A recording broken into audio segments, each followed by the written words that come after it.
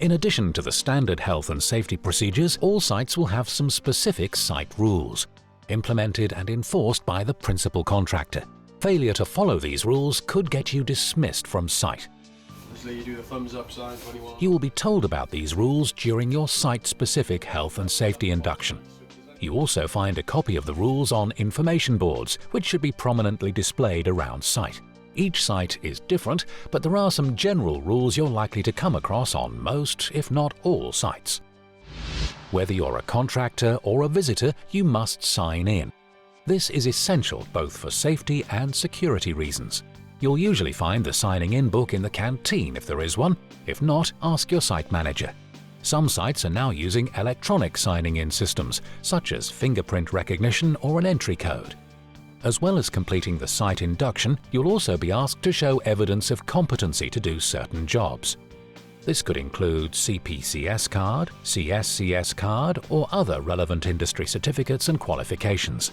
All staff and contractors must also be familiar with their Task Risk Assessment and Method Statement, or RAMS. The RAMS briefing will cover requirements, method of work, key risks and control measures required.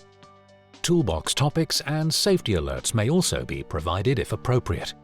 When you sign the briefing register, you are acknowledging that you've understood exactly what is required to do the work healthily and safely.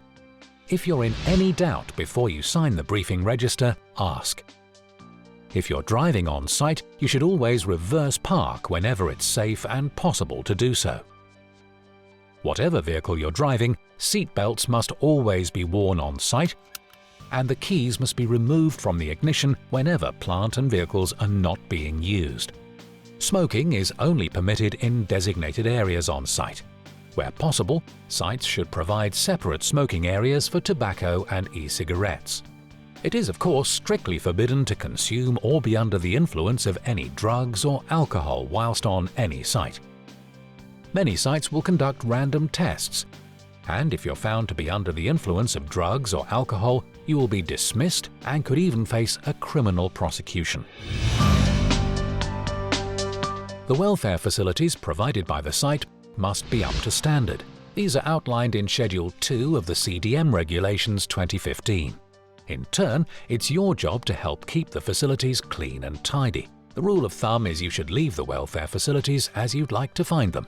Hot and cold water must be provided in the toilets. The toilets should be kept clean and tidy. Paper towels discarded in the bins provided, and there should be no graffiti. The drying room must not be used to store tools, materials or equipment. The drying room must be kept free of trip hazards. And close all doors to ensure the room is sufficiently heated. It's your job to help keep the canteen clean and tidy so people can eat and relax.